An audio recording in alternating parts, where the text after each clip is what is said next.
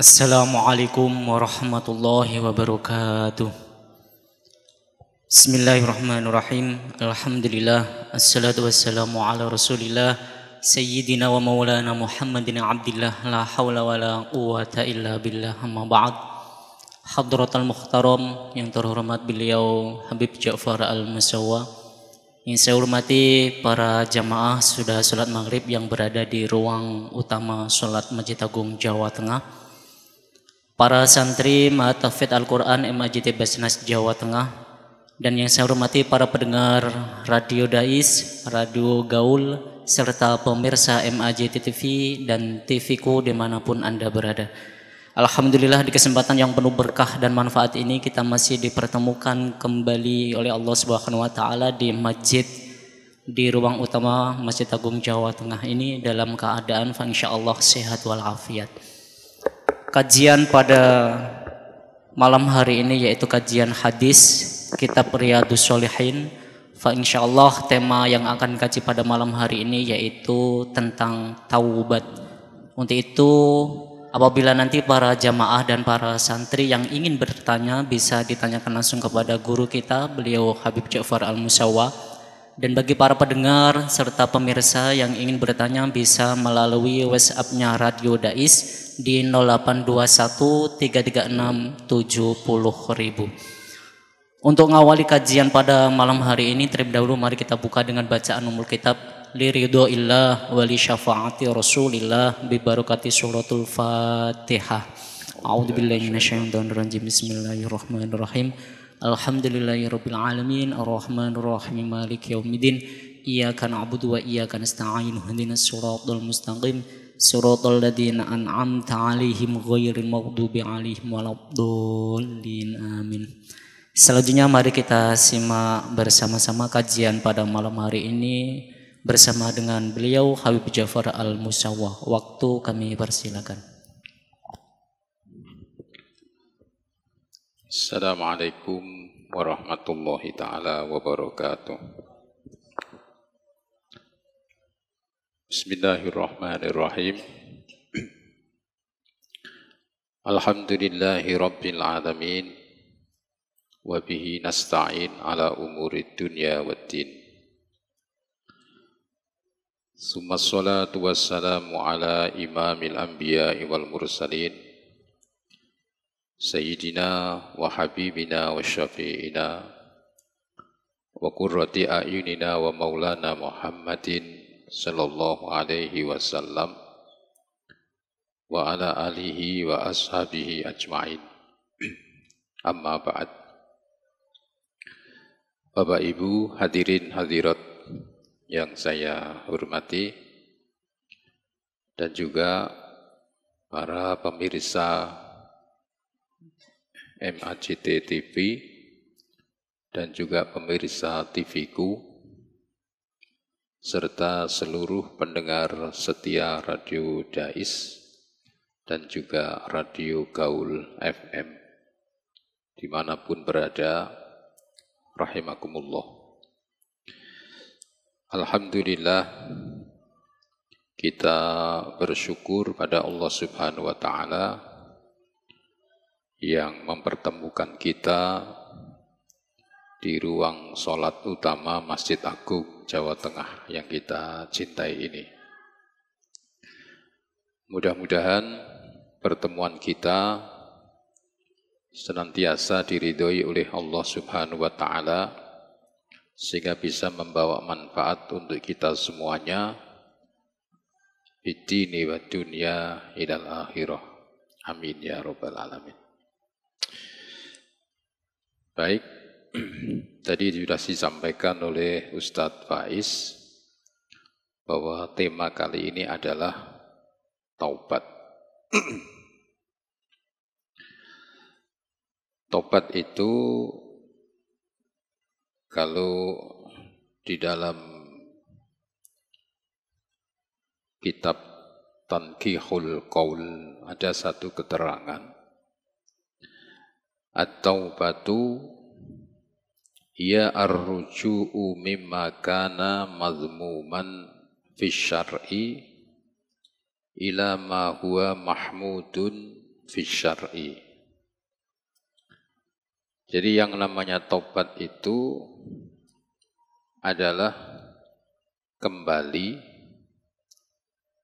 amma dari perbuatan-perbuatan karena mazmuman, di mana perbuatan itu tercela, fi syar'i, menurut syariat.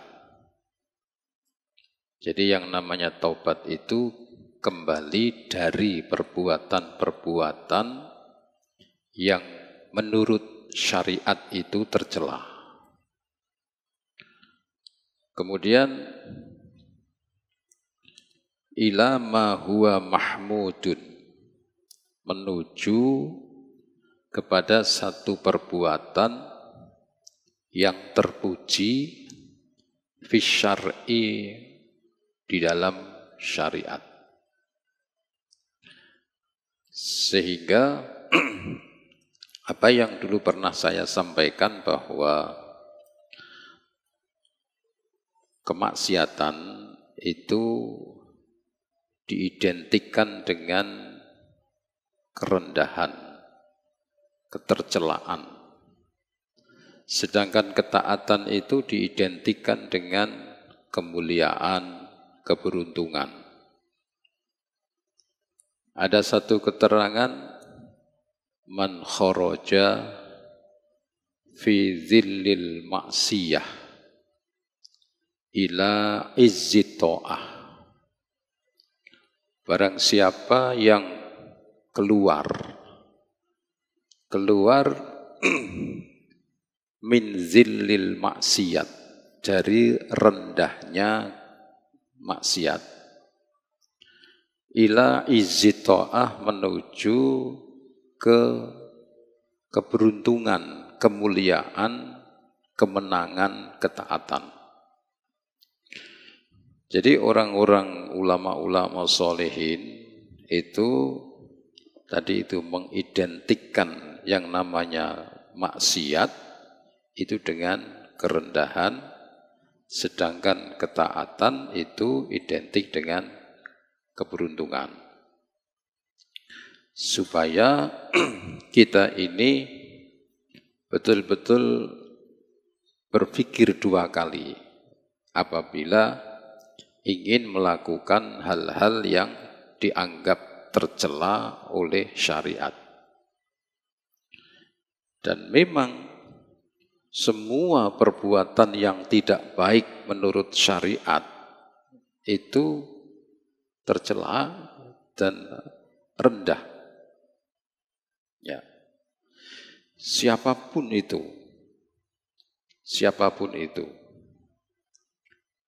Misalnya kita ambil contoh ya. Kita tidak sedang mengumbar-umbar aib, tidak ya. Artinya kalau ada contoh itu kan kita bisa memahaminya itu enak ya.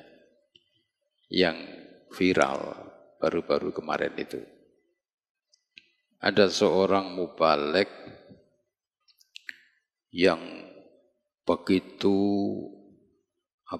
mulianya, begitu terhormatnya. Ya. Terbukti dengan apa? Jadwal beliau ini luar biasa. Itu menunjukkan bahwa beliau itu disenangi oleh berbagai kalangan. Baik di pemerintahan, ataupun di pondok pesantren, ataupun di organisasi. Beliau ini muternya Masya Allah. Ya. Nah, ketika beliau ini melakukan sesuatu yang menurut syariat itu tercela. Ya, tercela menurut syariat. Maka apa yang beliau terima? Menjadi rendah. Ya. Oleh karena itu, supaya kita ini lebih hati-hati. Jangan meremehkan. Jangan mengatakan alah sekali-sekali ora popo, jangan. Ya. Ini mungkin pemirsa ini biar tahu kok saya melingonya kok gini terus karena semuanya ngeblok nih gini kabeh. Nah aku ndelani ngene kan gitu ora lucu ya. Ora ana wonge isine kameraman tok. Ya makanya aku ngene gitu. Tengeng rak tengeng ya sing ngene lan ndelani kiwa terus. Nah, ini pemirsa ini kan ndeloki iki nopo to kok ndelani kok kene terus emang sing wong ngene ngene kabeh kok ngumpul sakmono akeh kok. Ya. Artinya yang namanya taubat itu orang kembali dari satu perbuatan-perbuatan yang tercela menurut syariat. Ya. Wis ra apa-apa wis kono wae wis bener ngono dadi malah aku ngenang-ngene mumet. Kaya wong zikir. Maksud iki ben sing nonton iki mudeng ngono lho. Kok ngene terus apa tengeng opo ngono lho. Wis bener malah nek werene kene aku malah melingak ngene kaya wong zikiran malah. Ya. Nah, taubat itu kan berarti orang mengakui ya atas perbuatan-perbuatan yang dilakukan yang sehingga menyebabkan dia itu tercela. Sehingga menyebabkan orang itu jadi rendah.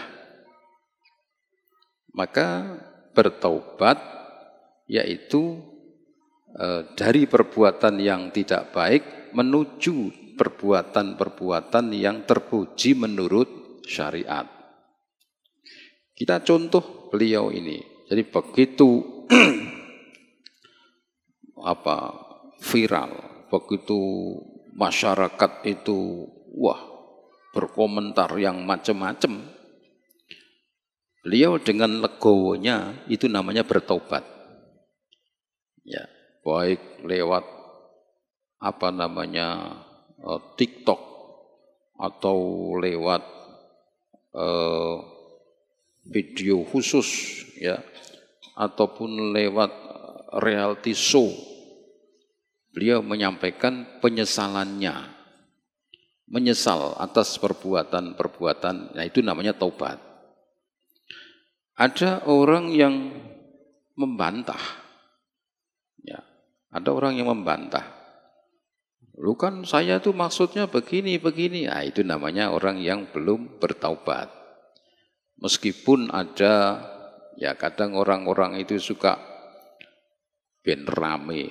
Ada pendukung-pendukungnya yang tidak terima, katanya ini beginilah, dipotonglah, beginilah. Itu bukan urusan kita. Kajian kita kali ini adalah bahwa yang namanya taubat itu adalah orang yang kembali dari perbuatan yang tidak baik menurut syariat, kembali menuju perbuatan yang terpuji menurut syariat. Gitu ya. Kemudian selanjutnya wal alimu bi anna dzunuba, dan orang bisa mengerti, ya, orang bisa mengerti bahwa sesungguhnya az-dzunuba, dosa-dosa, wal ma'asi, dan kemaksiatan, itu muhlikatun, keduanya ini bisa merusak. Ya. Di samping bisa merusak, mub'idatun, bisa menjauhkan orang itu minallahi azza wa jalla, dari rahmatnya Allah, dari ridhonya Allah. Begitu. Jadi artinya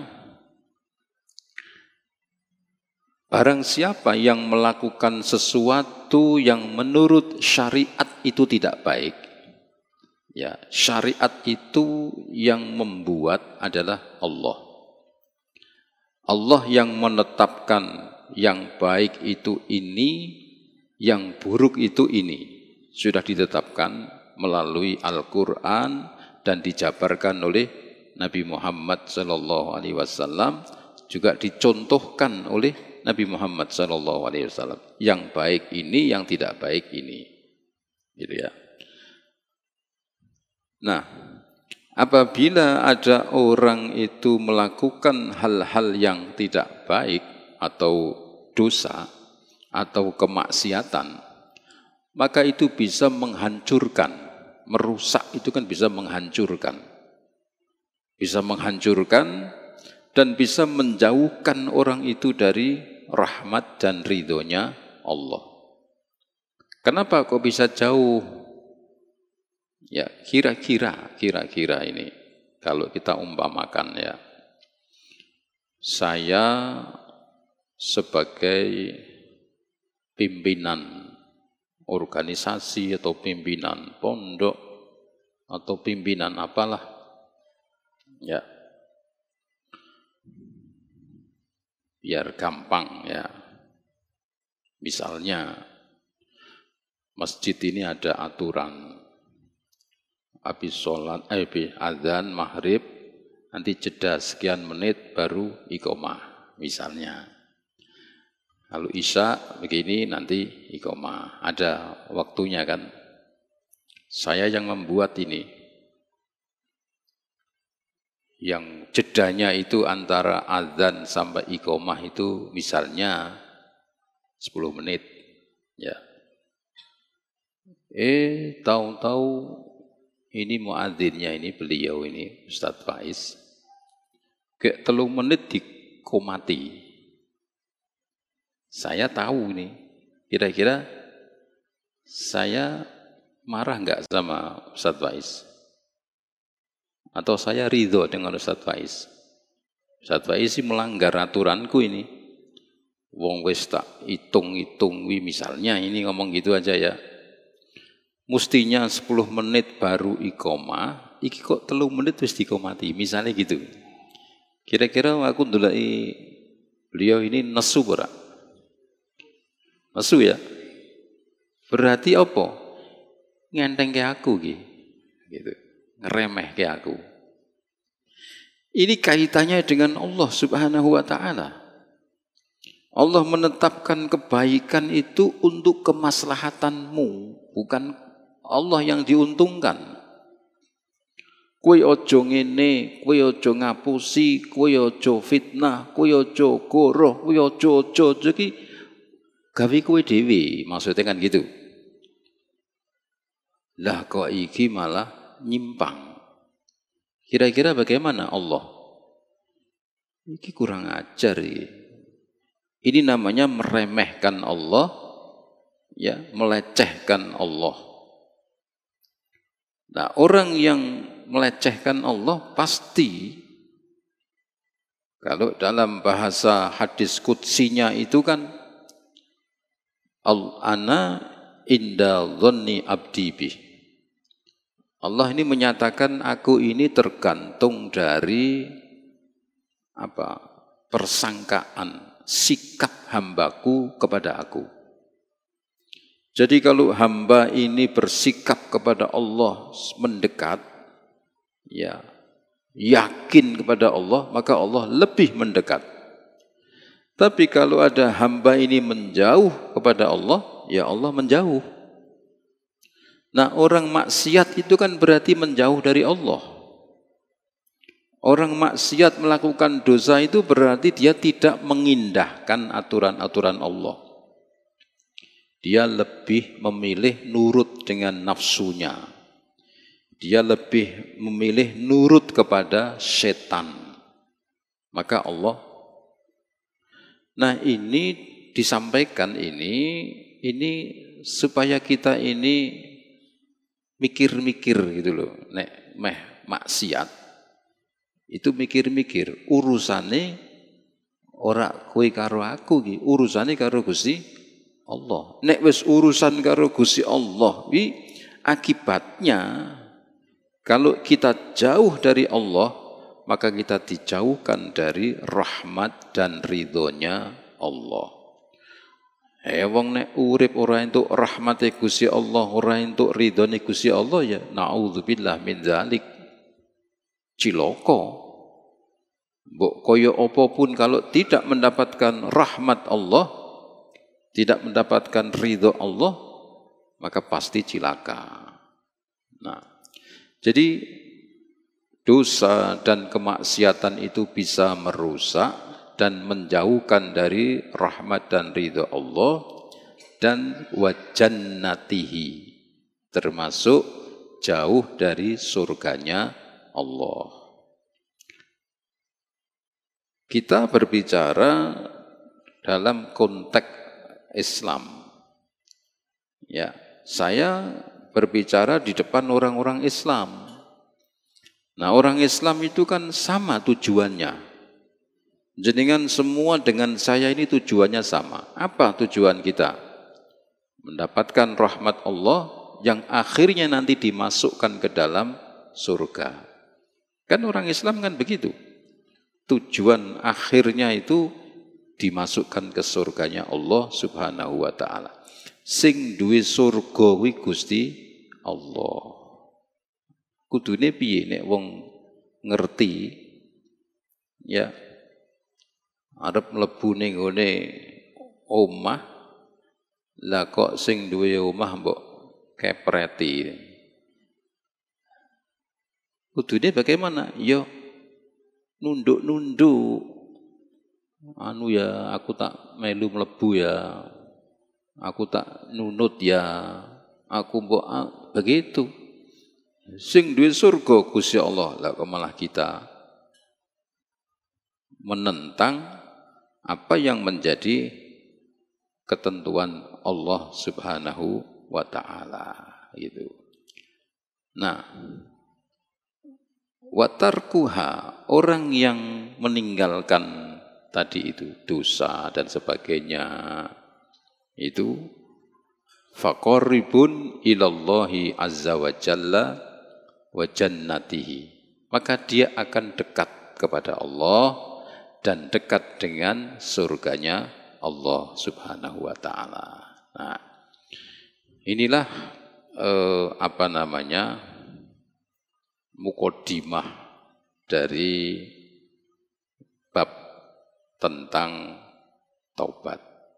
Ya. Di dalam Al-Quran dikatakan, A'udzubillahi minasyaitonirrajim, wa tubu ilallahi jami'an ayyuhal mu'minun la'allakum tuflihun. Dan bertobatlah kamu semua kepada Allah jami'an, semuanya secara menyeluruh. Ayyuhal mu'minun, hai orang-orang yang beriman, la'allakum tuflihun, agar kamu semuanya menjadi orang-orang yang beruntung.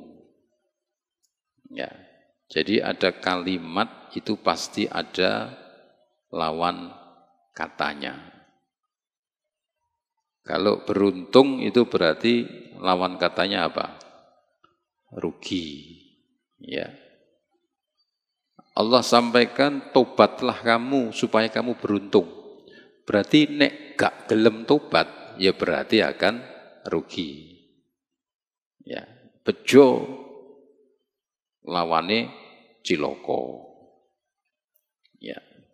Beruntung lawane rugi.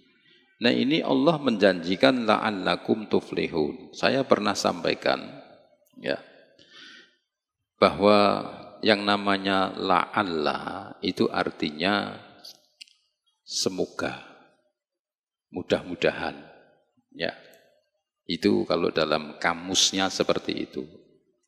Tapi apabila yang dawuh, yang berfirman la'alla itu Allah, itu berarti artinya wajib, pasti. Ya. Jadi kalau misalnya yang mengatakan orang itu la'allakum, bahasa Arabnya itu supaya kowe ngene, itu artinya supaya. Tapi kalau Allah artinya pasti. Barang siapa yang bertobat kepada Allah, pasti dia akan beruntung. Begitu. Barang siapa yang berpuasa pasti akan menjadi orang yang bertakwa. Itu pasti. Jadi artinya karena apa? Karena Allah itu maha kuasa. Jadi kalau Allah mengatakan supaya kamu, karena sumber menentukan itu adalah Allah. Berbeda kalau saya, supaya kamu beruntung, kalau Allah masih belum mengendaki, nggak bisa. Tapi kalau yang dawuh itu Gusti Allah, supaya kamu selamat, ya mesti selamat wong sing ngendika Gusti Allah. Jadi tidak ada kalimat supaya kamu mudah-mudahan, mbok menawa, enggak. Jadi memahaminya la'alla itu artinya pasti. Karena sing dawuh Gusti Allah. Begitu. Saya bisa mengatakan, pokoknya kamu datang di rumahnya Ustadz Faiz, ngomong dari saya misalnya. Sampai di rumah beliau, terus kebak, sesuk meneh wae. Bisa enggak? Ya, bisa. Karena yang punya rumah ini.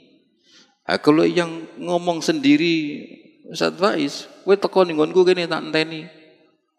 Mbok ana sing ngalang-alangi, wih ki sing ngongkon aku, beleng wong sing ngomong sing duwe omah dhewe. Jadi perintah Allah Subhanahu wa taala supaya kita ini bertaubat itu supaya kita menjadi orang yang beruntung. Ya. Terus ya. Lanjut enggak ini? Saya jam berapa?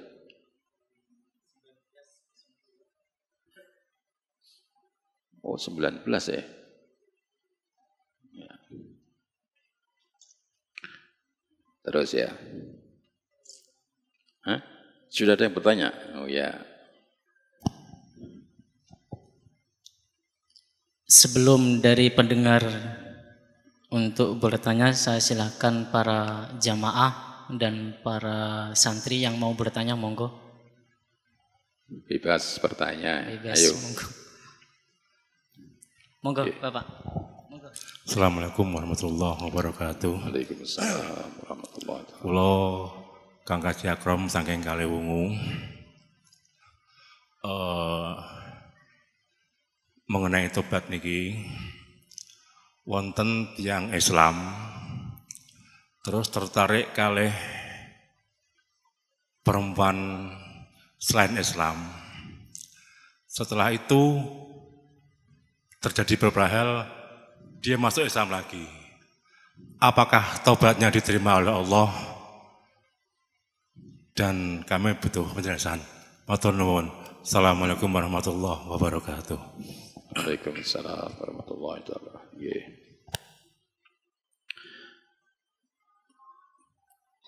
Ada orang laki-laki tertarik dengan perempuan non-muslim. Kemudian dia masuk agamanya non-muslim. Setelah nikah, terus dia balik lagi ke Islam. Apakah itu diterima atau tidak? Ya. Kalau patokan diterima atau tidak itu yang penting, ya.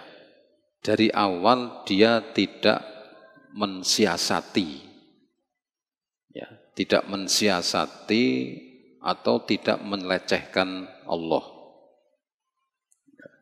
Artinya begini, saya pernah bercerita loh. Saya dulu punya teman. Saya punya teman itu apa namanya? Homoseks. Dia senang dengan sejenis atau mungkin sudah meninggal kayaknya itu ya. Tapi enggak tak sebut namanya ya. Dia suka sodomi. Jadi anak-anak muda itu dibayar. Begitu, anak-anak jalanan, dia cari simpang 5 gitu. Nah, sudah kaji, sholatnya kenteng, begitu. Tapi karena dia tidak bisa meninggalkan itu kalau dia Ya kan jualan di Pasar Juar. Saya pulang Isya itu mampir ke saya ngobrol-ngobrol. Terus dia ngomong, maksiat sih bubar tobat. Dia ngomong gitu. Jadi pamit sama saya itu, saya ngandanane wis ora kurang ya. Maksiat sih ngubar tobat. Nah, yang demikian ini kalau menurut saya nggak diterima. Karena dia mensiasati. Ya, inilah yang dibisikkan oleh setan. Innallaha ghafurur rahim. Setan itu membisikkan orang, wis jalani sik. Gusti Allah wi moho ngapura, moho welas asih. Wis gak apa-apa. Nah, orang kalau seperti ini sudah tobatnya dia etok-etok andok untuk mensiasati dan ada kemungkinan dia akan mengulangi lagi. Begitu. Nah, yang ditanyakan tadi bagaimana? Kalau misalnya dia itu menyesal, ya setelah masuk non Muslim, dia menyesal, dia kembali, insya Allah diterima. Jadi yang tahu diterima apa tidak itu Allah. Tapi kalau ditanyakan, jawaban saya, kalau dia memang tulus, insya Allah diterima, begitu. Ya, tapi ojo mbok tiru, ngono lho maksudnya, sakarmu dhewe jajal lah. Misale sing penting ubar iki tobat ngono kuwi, Gusti Allah mbok gawe enteng-entengan tok ngono kuwi ya bahaya. Ya. Jadi secara fikih ya, secara hukum apabila dia itu benar-benar tulus maka diterima. Dan Allah itu kalau sudah menerima taubat hambanya itu tidak mempersoalkan, oh pembien gini enggak. Pokoknya asal dia menyesali, dia berjanji tidak mengulangi, dia minta ampun pada Allah, insya Allah akan diterima. Itu urusannya Allah. Ya. Jadi kita enggak bisa misalnya ngomong, wih tenan apa ora atau wih tobatmu, itu urusannya dia dengan Allah. Gitu ya. Saya kira gitu. Ayo, yang lain. Silakan. Ibu-ibu jamaah atau mas-mas, Kang Santri. Monggo Mas. Assalamualaikum warahmatullahi wabarakatuh. Waalaikumsalam warahmatullahi wabarakatuh. Izin bertanya Bapak, di tengah ekonomi yang serba sulit sekarang dan mencari pekerjaan juga sulit, izin bertanya mengenai bab riba. Jadi bagaimana kita menyikapi keadaan rumah tangga yang ketika kita butuh uang atau kita butuh dana, tapi kita selalu dekat dengan riba untuk butuh uang tersebut. Lalu bagaimana kita menanggapi keadaan tersebut dan bagaimana supaya kita menjadi orang-orang yang beruntung yang dirahmati Allah Subhanahu wa taala. Terima kasih. Assalamualaikum warahmatullahi wabarakatuh. Waalaikumsalam warahmatullahi wabarakatuh. Soal riba itu kan ada ikhtilaf dalam definisi. Ya.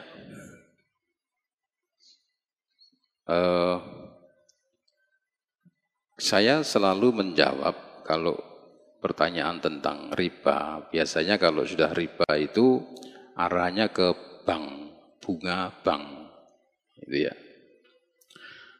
Saya mengacu kepada keputusan Bahsul Masail ulama-ulama NU, ya tahun 60-an. Nah di situ menghasilkan 3 keputusan. Satu, mayoritas itu memutuskan bunga bank itu haram. Yang kedua memutuskan bunga bank itu syubhat. Dan yang ketiga memutuskan bunga bank itu halal. Ya. Tapi pokok prinsip dari keputusan itu yang menghalalkan dan itu masing-masing punya pegangan. Ya, punya pegangan.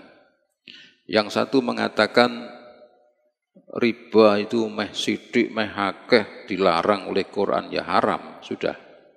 Begitu. Kemudian yang satu mengatakan syubhat. Syubhat itu tidak jelas halalnya, tidak jelas haramnya. Karena syarat transaksi itu harus ada ijab kabul. Kamu saya pinjami 100, nanti dikembalikan 110. Terus yang itu jawab iya, itu namanya ijab dan kabul. Sementara di dalam transaksi di bank itu tidak menggunakan kalimat yang diucapkan, hanya brosur. Kalau 5 tahun angsurannya sekian, bunganya sekian, kalau 10 tahun begini, kita ndelok sepakat tanda tangan. Nah itu dalam akad transaksi itu belum memenuhi syarat. Maka ahli fikih memandang seperti ini tidak bisa. Maka diputuskan syubhat, ora jelas halale, ora jelas harame. Boleh itu ahli fikih. Ya. Fikih itu kan harus jelas. Innal halala bayyinun wa innal harama bayyinun. Yang halal itu harus jelas, yang haram juga harus jelas. Yang satu mengatakan halal. Ya. Mengatakan halal itu apa?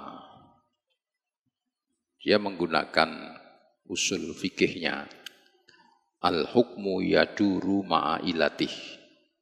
Hukum itu berputar mengikuti keadaan. Ya. Sekarang dia bertanya, seandainya bank itu haram, kira-kira duitmu itu haram enggak? Duit itu dari mana yang mengeluarkan? Bank Indonesia. Ya. Kalau kamu memutuskan haram, berarti duitmu ya haram. Kowe nek kepingin halal, ya kowe ning gone desa plosok nandur dhewe, ya aja tuku pupuk, wis mbok patur dhewe, mbok panen dhewe, pangan dhewe, lah itu baru halal. Ya. Kowe kepingin mangan daging kambing, golek ning alas kono ana kambing, tubruk, sembelih, pangan. Kowe kepingin ganteng ya kono ning gone laut, aja tuku ning pasar. Pasar ya padha wae mubenge ning gone bank. Ya. Terus piye nek ngono kuwi? Nah, ini hukum berputar. Oleh karena itu, menurut yang menghalalkan ini, yang penting itu pertama, ya, dia utang tidak untuk makan, tapi untuk apa? Produksi, wong usaha, ya, banyak pesanan. Iki nek apa jenengane ora iso tak turuti, wah iki ilang iki. Ya, modalku ra ono. Terus utang ning bank. Utang ning bank piro sasi? Misalnya itu, misalnya bunganya 1.000. Utang iki nek tak gawe dagang iki badiku iso dadi 500.000. Berarti kan untung, ya. Tapi kalau untuk makan enggak boleh. Begitu. Utang gawe apa? Gawe tuku sepeda motor. Wah, aku nek kerja telat terus bayari bis. Wah, wis keter pokoknya lah. Nah, ini kan enak, ya, lebih irit, lebih untung dan sebagainya. Aku iso nyelengi, iso gawe ngene, iso gawe ngene. Itu ada alasan seperti itu. Itu. Yang ketiga, kedua ya. Yang kedua, bunga itu tidak mencekik leher secara umum. Maka bunga bank itu kan diatur. Ya, enggak bisa bank terus sakarepe dhewe. Ya, ada kecuali itu bank detail, bank plenyet apa kuwi ya. Wis sakarepe dhewe nek kuwi utangi 100 mbayari 150. Ya, gelem ora gelem ya wis. Ya, wong-wong butuh-butuh kuwi ya begitu ya. Jadi yang penting adalah bunga itu tidak mencekik leher. Maka bunga itu kan selalu diawasi oleh Bank Indonesia. Ya, tidak boleh semena-mena. Baik itu yang KPR, yang apa, itu semua diatur. Nah, intinya apa? Intinya utang piutang itu saling menguntungkan. Nek bank murah untuk nari bunga, lah terus sing bayar karyawan sopo? Ya, bayar listrik, bank wi bayar listrik ora? Bayar toh? Bayar listrik.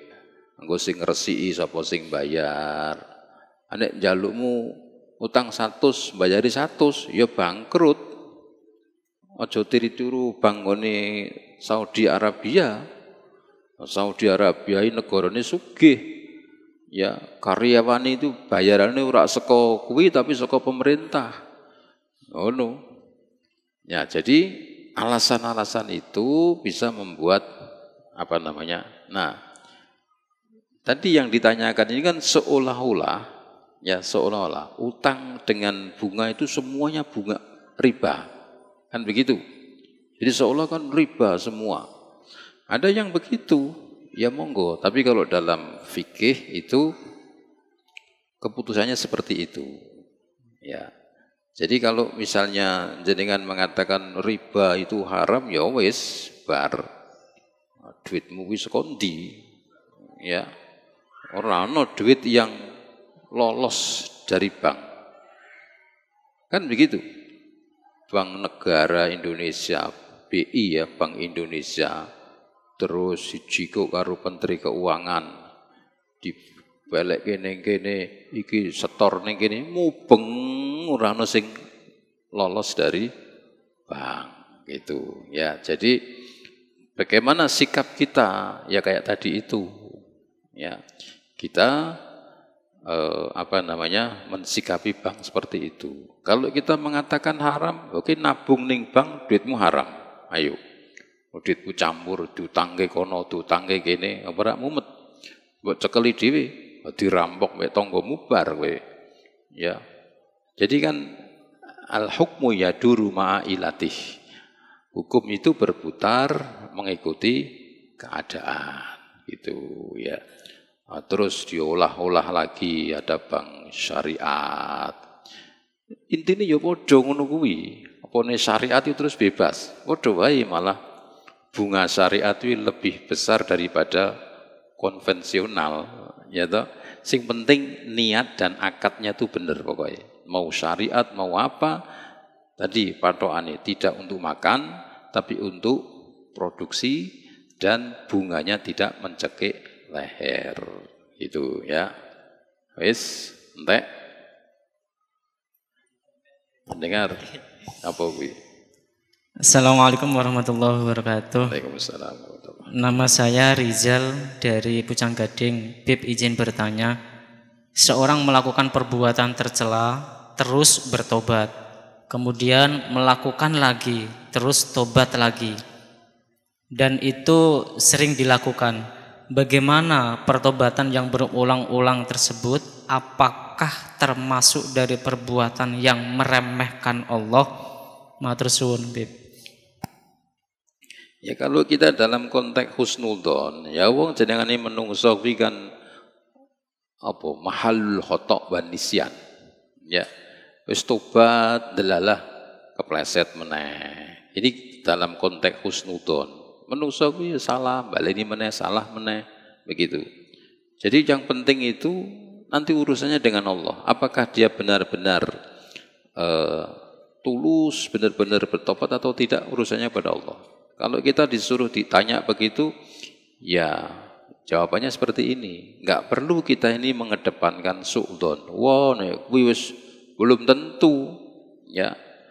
Jadi misalnya ada orang tak katakan, wah kuwi mesti nyelelek kuwi, belum tentu juga.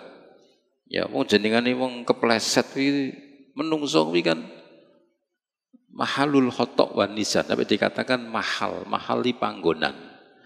Berarti wis ora ana wong sing ora salah, ora ana wong sing ora lali. Begitu. Ya wis ngono kuwi dimaklumi. Nanti bagaimana urusannya ya kita kan nggak tahu apakah dia itu ngelecehkan Gusti Allah atau tidak. Ya, kita tidak tahu. Kalau tadi itu saya bisa mengatakan, kowe kurang ajar mbek Gusti Allah kowe. Wong muni ngono maksiat sik, kowe balik tobat. Nah, ini berarti nyelelek iki. Saya berani mengatakan melecehkan Allah karena dia ngomong dengan saya begitu. Kowe gendeng kowe. Ngrencanake maksiat terus tobat. Mbok pikir yo Gusti Allah wis apa gitu. Ya. Saya berani mengatakan seperti itu karena dia berucap. Ini kalau orang tanya begini kan aku ora ngerti wonge piye, janjane tenan apa ora tobaté ya. Itu ya. Sudah tutup? Kang Santri, sudah cukup? Oke. Lagi unjul. Baik, alhamdulillah. Kajian pada malam hari ini sudah selesai. Mudah-mudahan kajian pada malam hari ini mendapatkan ridho dari Allah Subhanahu wa taala dan berkah manfaat untuk kita semua. Mari kita tutup kajian pada malam hari ini dengan bacaan hamdalah bersama. Alhamdulillahirabbil alamin. Akhirul kalam. Allahul muwafiq ila aqwamit thoriq. Assalamualaikum warahmatullahi wabarakatuh. Waalaikumsalam.